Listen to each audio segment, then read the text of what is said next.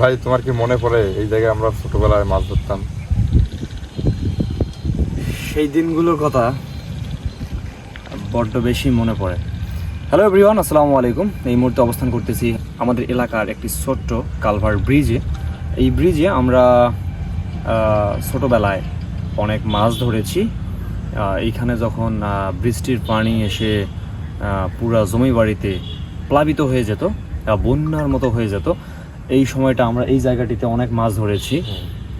এই রাস্তাটি তখন আমাদের কার্পেটিং হয়নি, মানে পিচ হয়নি, কাঁচা রাস্তা ছিল। রাস্তাটি তলিয়ে গিয়েছিল, এই পুরো রাস্তাটি তলিয়ে গিয়েছিল। তো এই পাশে আপনারা দেখতে পাচ্ছেন, এই পাশে যে গ্রামটি, এই গ্রামটিতেই আমরা বড় হয়েছি। যিনি ভিডিও করতেছেন তিনিও বড় হয়েছেন। আমার পাশে ইমরান ছোটো ভাই, ও বড় হয়েছে।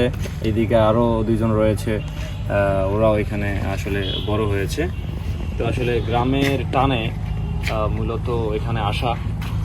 আর এই ব্রিজটিতে আমাদের অনেক স্মৃতি রয়েছে। আমরা এখানে বিশেষ করে শুধু মাছ মারার জন্য না, যখন প্রচণ্ড রকমের গরম পড়তো রাতের বেলায়, তখন এই জায়গাটিতেই শুধু বাতাস পাওয়া যেত, দক্ষিণা বাতাস, আর হৃদয়টাকে কোমল করে দিয়ে যেত, ঠান্ডা করে দিয়ে যেত। তো এই জায়গাটিতে আমি আজ একটু এলাকায় গিয়েছিলাম। তো আসার সময় ওই ছোটো ভাইগুলোর সাথে একটু দেখা হয়ে গেল। তো এখানে বসে কথাবার্তা বলতেছি। এক ফাঁকে ইমরান আমাকে বললো যে, ভাই তোমার কি মনে আছে যে এই জায়গায় আমরা কত মাছ ধরতাম? আসলে এই জায়গা অনেক মাছ, আসলে অনেক স্মৃতিময় একটা জায়গা, অনেক স্মৃতিময়।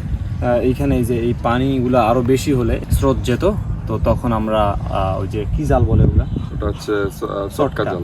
চটকা জাল, তারপর হচ্ছে আরেকটা ওই যে এটা দিয়ে মুঠা জাল। তো এই জালগুলা এখানে বিভিন্ন লোকজন এসে এখানে মাছ ধরতো। তো ওই সময়ের আমেজটা অনেক বেশি মনে পড়তেছে।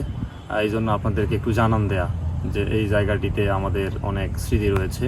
আপনাদের ছোটোবেলায় এরকম যদি কোনো স্মৃতি থেকে থাকে যে আপনারা এরকম সময় ব্যয় করেছেন এলাকার ভাইদের সাথে, এলাকার ছোট বড় ভাই মিলে আপনারা যে কোনো কাজ করেছিলেন, এগুলো আপনারা ভিডিও আকারে ফেসবুকের মাধ্যমে আপলোড করে মানুষদেরকে জানান দিতে পারেন যে আপনাদের ছোটোবেলা বা শৈশব কৈশোর কীভাবে কেটেছিল। তো আমাদের শৈশব কৈশোর এভাবে ভালো কেটেছিল। আপনাদের কার কীভাবে কেটেছে এরকম শৈশব কৈশোর কমেন্টে জানাতে পারেন।